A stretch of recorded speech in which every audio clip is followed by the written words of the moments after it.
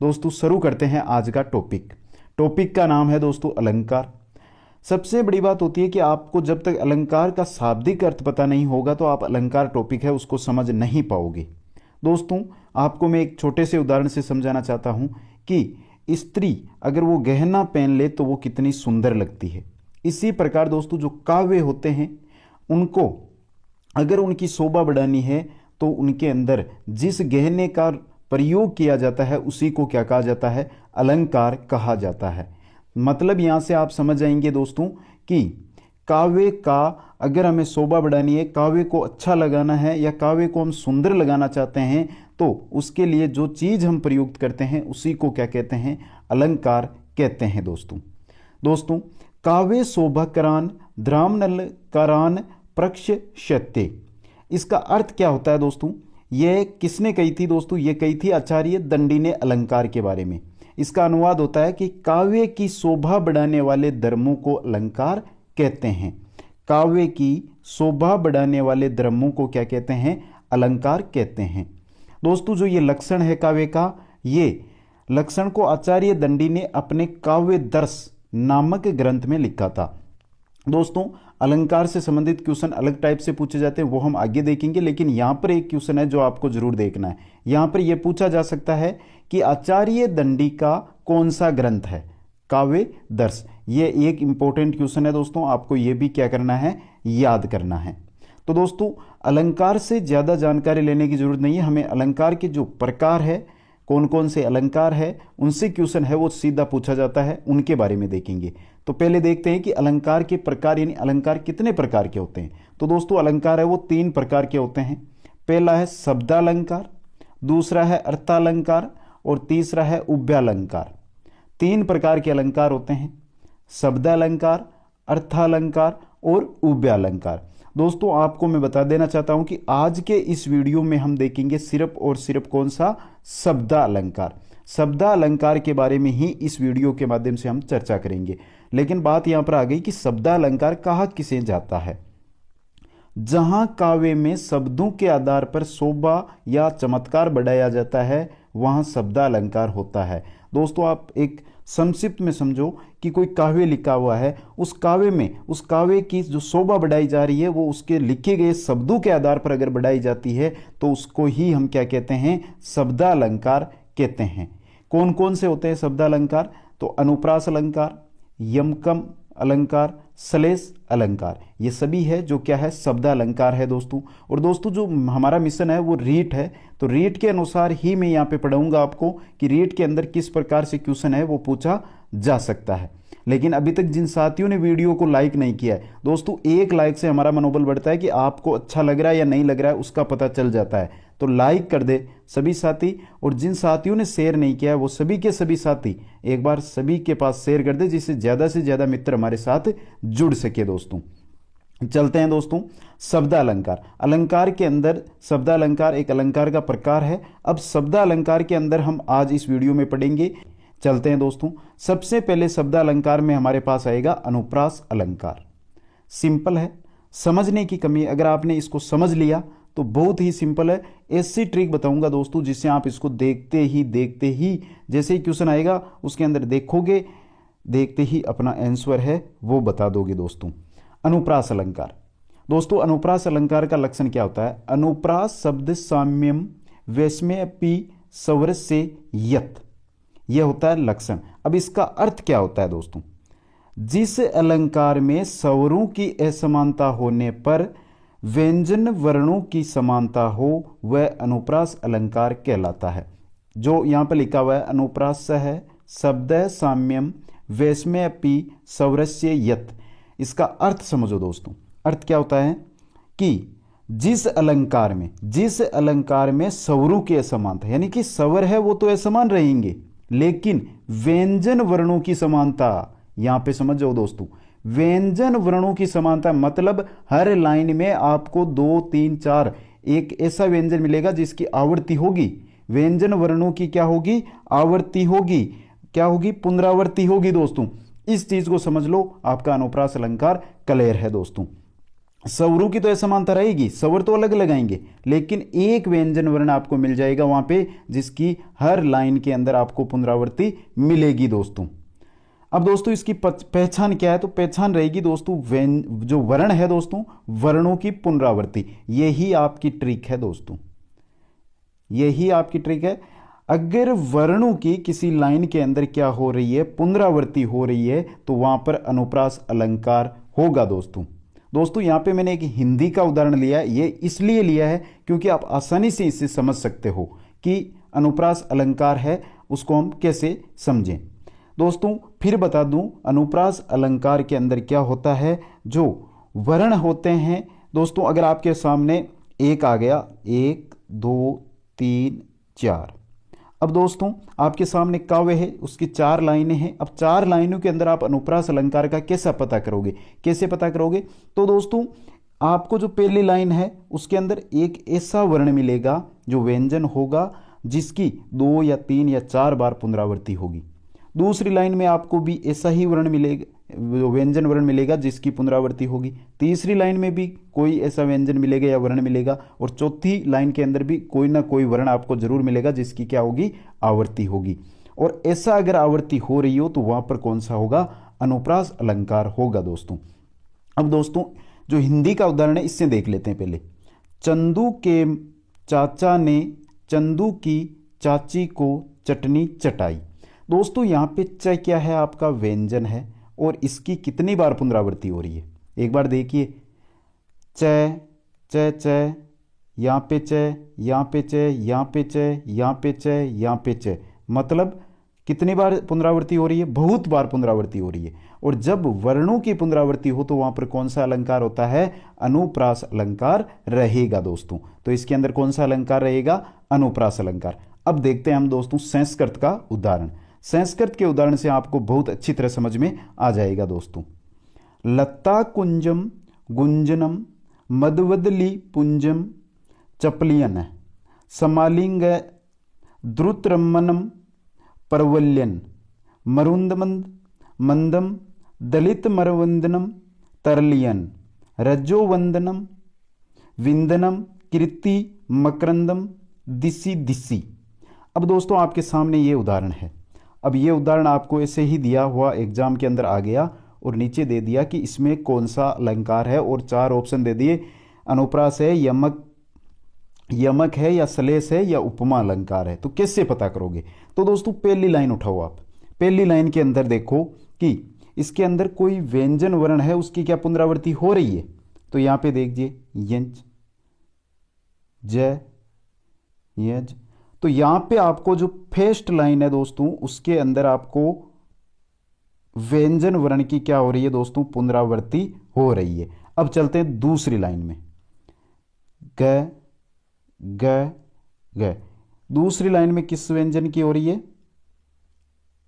व्यंजन की क्या हो रही है, पुनरावृत्ति हो रही है। तीसरे में चलते हैं, तो तीसरे के अंदर देखिए दोस्तों, नदम नदम नदम। तो तीसरी में किसकी हो रही है, नदम की। चौथे में देखते हैं तो इसमें भी किसकी हो रही है, नदम नद, सॉरी नदम नहीं होगा, नद नद होगा, नद नद। तो चौथे में भी किसकी हो रही है, नद की पुनरावृत्ति हो रही है। तो दोस्तों अनुप्रास अलंकार, एक बार आप पूरा ध्यान है इस पर ध्यान से केंद्रित कर लो, आपको समझ में आ जाएगा। अनुप्रास अलंकार का मतलब सीधा सा है दोस्तों कि जो आपको काव्य दिया जाएगा, जो आपको कोई पद्य दिया जाएगा, उसके अंदर अगर व्यंजन वर्ण की पुनरावृत्ति हो, हर लाइन के अंदर व्यंजन वर्ण अलग अलग भी हो सकता है और समान भी हो सकता है। व्यंजन वर्ण की अगर आपको पुनरावृत्ति दिखाई दे तो वहां पर कौन सा अलंकार होगा, वहां पर आपका कौन सा होगा, अनुप्रास अलंकार। दोस्तों जो हम शब्दालंकार पढ़ रहे हैं, इनके अंदर आपको अनुवाद करने की आवश्यकता नहीं होगी। जो काव्य दिया गया है उसका आपको अनुवाद करने की जरूरत नहीं पड़ेगी। यहां पर आपको सिर्फ ओनली फॉर शब्दों को देखना है और शब्दों में वर्णों को देखना है। वर्णों के आधार पर आप जो है अलंकार को पहचान जाओगे। तो दोस्तों एक बार कमेंट करके बताओ सभी साथी कि क्या आपको अनुप्रास अलंकार है वो समझ में आया है या नहीं आया है। दोस्तों आगे चलते हैं फिर नेक्स्ट की ओर। नेक्स्ट है हमारा, वो है यमकम अलंकार। इंपॉर्टेंट अलंकार रहता है और इससे क्वेश्चन है जो पूछा भी जा सकता है दोस्तों। बहुत अच्छा अलंकार है दोस्तों। दोस्तों पहले इसका लक्षण देख लेते हैं, क्योंकि लक्षण है वो आपको उतना इच्छा नहीं है कि आप याद रखो, लेकिन अगर आप याद कर सकते हो तो लक्षण है उसको जरूर याद कर लें। सत्यर्थे प्रीतग्राथा स्वर व्यंजन है सहित है कर्मेण तेने वावित्रियकम, आगे है विनिगदित्य। तो दोस्तों यह है इसका लक्षण। इसका अर्थ क्या होता है कि अर्थ के विद्यमान होने पर बिन अर्थ वाले स्वर तथा व्यंजन वर्णों के समूह की उसी क्रम से आवर्ती हो तो यमक अलंकार होता है। ध्यान से पढ़ो दोस्तों, जो मैं बोल रहा हूं उसको एक बार ध्यान से समझ लो, अपने आप समझ में आ जाएगा। क्या होता है यमक अलंकार? अर्थ के विद्यमान होने पर भिन्न अर्थ वाले स्वर तथा व्यंजन वर्णों के समूह की उसी क्रम से आवर्ती हो तो यमक अलंकार होता है। दोस्तों इस अलंकार को आप कैसे कर सकते हो, जो ट्रिक है आपके सामने वो मैं रख देता हूं दोस्तों इस अलंकार में आपको शब्दों का एक जोड़ा है वो मिलेगा, शब्दों का जोड़ा मिलेगा, मतलब दो शब्द मिलेंगे आपको, दो शब्दों का जोड़ा मिलेगा। अब दोस्तों यहां पे जो दो शब्द मिलेंगे, अगर उनका आप अर्थ निकालना चाहोगे या उनका व्याख्या करने चाहोगे तो दोस्तों कैसे करोगे?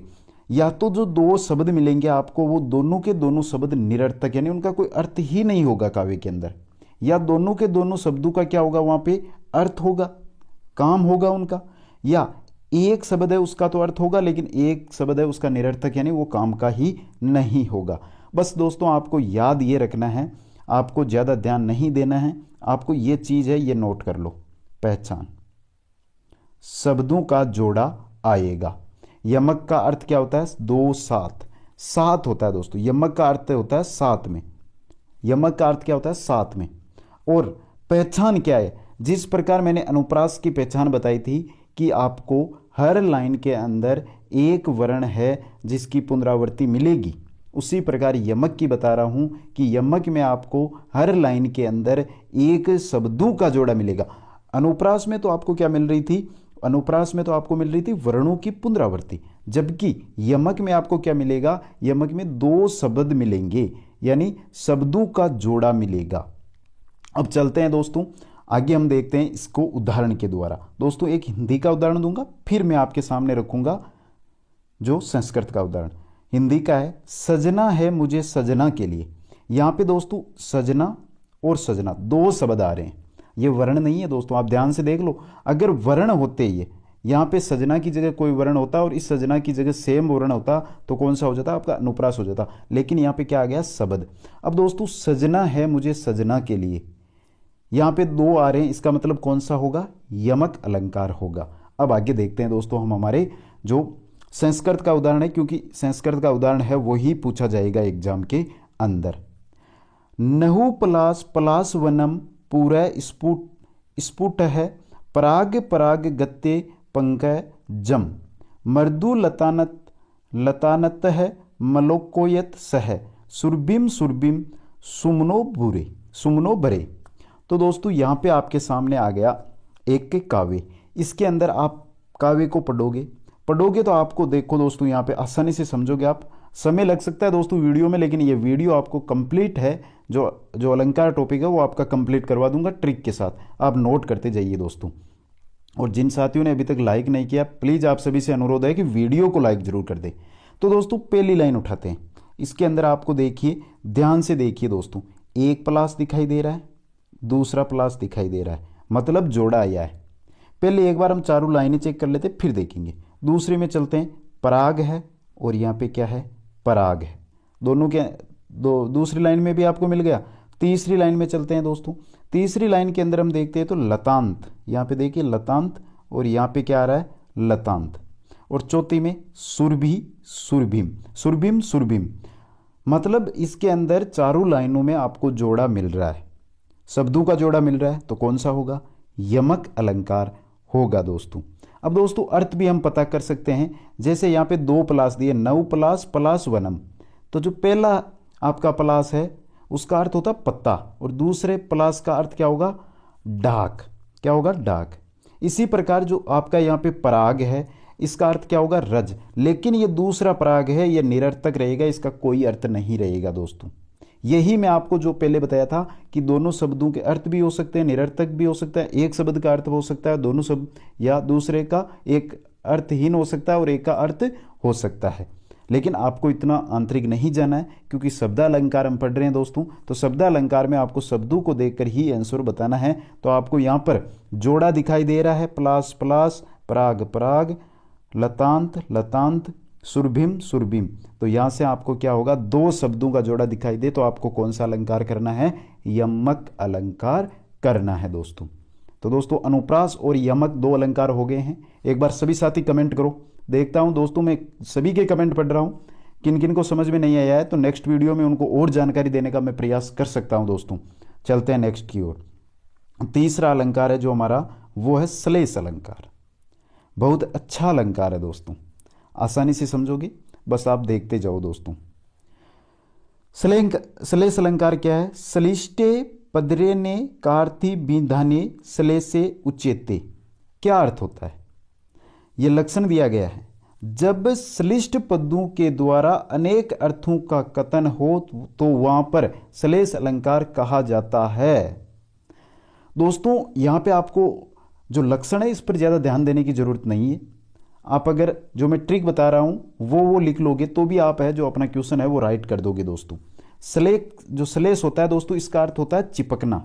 श्लेष का मतलब चिपकना, और चिपकने का मतलब यहां पे होगा दोस्तों कि एक शब्द में दो अर्थ चिपके हुए होंगे। जो काव्य होगा उसके अंदर एक शब्द होगा और एक शब्द के अंदर दो अर्थ चिपके हुए होंगे, उस शब्द के दो अर्थ निकलेंगे दोस्तों। एक शब्द के दो तीन चार भी अर्थ निकल सकते हैं दोस्तों, ये नहीं है कि दो ही निकलेंगे, लेकिन एक शब्द के अनेक अर्थ है वो आपके सामने आएंगे वहां पर, और वहां पे कौन सा होगा, श्लेष अलंकार होगा। यहां पर मैं आपके सामने पहचान रखता हूं दोस्तों, एक शब्द के दो अर्थ क्या होंगे दोस्तों, एक शब्द के दो अर्थ है जो आपको इसके अंदर देखने को मिलेंगे दोस्तों। अब चलते हैं दोस्तों उदाहरणों की ओर। पहला उदाहरण रहूंगा दोस्तों हिंदी का, और दूसरा है जो आपके संस्कृत का मैं आपके सामने रखूंगा। पहला उदाहरण आपके सामने है, रहीमन पानी राह किए, पानी बिन सब सुन, पानी गए न उबरे, मोती मानस चून। तो दोस्तों यहां पर जो ये पानी शब्द दिखाई दे रहा है, इसके तीन अर्थ निकल रहे हैं, पानी मोती, पानी मानुस, पानी चून। ये तीनों के तीनों है वो पानी के अर्थ हैं दोस्तों। इसी प्रकार श्लेष अलंकार में होता है, तो यहां पे कौन सा हो गया, श्लेष अलंकार हो गया दोस्तों। अब देखते हैं दोस्तों कि जो नीचे हमारे सामने एक अच्छा सा जो उदाहरण दिया गया है इसको हम कैसे समझे। पहले उदाहरण को पढ़ लेते हैं। प्रतिकूलता मुंह पगते ही विदो, विपलत्वमेति बहु साधनात्, अवलंबनाय दिन भरतरन बुने, बतीसयत है कर सह संपी। तो दोस्तों यहां पे आपके सामने आ गया है। अब आप इसको ध्यान से देखिए, यहां पे एक विदो शब्द आपको दिखाई दे रहा है दोस्तों। क्या दिखाई दे रहा है, विदो शब्द दिखाई दे रहा है। पहले के अंदर क्या दिखाई दे रहा है, विदो शब्द। दोस्तों विदो का एक अर्थ यहां पे लिया गया है भाग्य से, और दूसरा जो विदो है इसके अंदर एक तो बनेगा आपका विधि, विधि का मतलब क्या होता है भाग्य, और दूसरा आपका बनेगा विदु, और विदु का अर्थ क्या होता है चंद्रमा। तो जो आपका श्लेष अलंकार है दोस्तों, इसके अंदर क्या होता है, श्लेष अलंकार के अंदर एक शब्द के अंदर अनेक अर्थ समाहित रहते हैं। जिस प्रकार यहाँ पे विदो है, इसका विधि और आपका विधि मतलब भाग्य और विदु मतलब चंद्रमा, दो अर्थ है जो आपके सामने होंगे दोस्तों। इसको एक बार हम समझें, इसकी व्याख्या करें तो भाग्य यदि विपरीत हो तो मनुष्य का सारा प्रयास विफल हो जाता है। क्या होता है, अगर भाग्य हमारा विपरीत है तो सारा सब जो प्रयास है वो सफल हो जाता है दोस्तों। साय काल को अस्त होते समय जो डूबता हुआ सूर्य होता है उसको रोकने के लिए चाहे हम हजारों किरणें लगा दें, उसका सारा दे किरणों का, लेकिन हमारा प्रयास कभी सफल नहीं होता है दोस्तों। यहाँ विदो से भाग्य और चंद्रमा दो अर्थ हैं। इसी प्रकार दोस्तों यहाँ पे आपको एक शब्द और दिखाई देगा, देखिए कर। इस कर के भी दो अर्थ निकल रहे हैं। एक आपका जो अर्थ निकलेगा दोस्तों वो निकलेगा आपका कर से हाथ, और एक निकलेगा किरण। एक क्या निकलेगा, हाथ, एक निकलेगा आपका किरण दोस्तों। तो अगर जहां पर आपको यह दिखाई दे कि एक शब्द में अनेक अर्थ आपको वहां पे प्रकट करने पड़ रहे हैं, तो वहां पे आपका कौन सा अलंकार होगा, श्लेष अलंकार होगा दोस्तों। तो दोस्तों, अलंकारों के अंदर आज हमने देखे हैं शब्दालंकार। एक बार सभी जो मेरे साथी हैं, जो मेरे वीडियो को देखते हैं, वो जल्दी से कमेंट करके बता दें कि आपको ये अलंकार का जो पहला टॉपिक है वो कैसा लगा।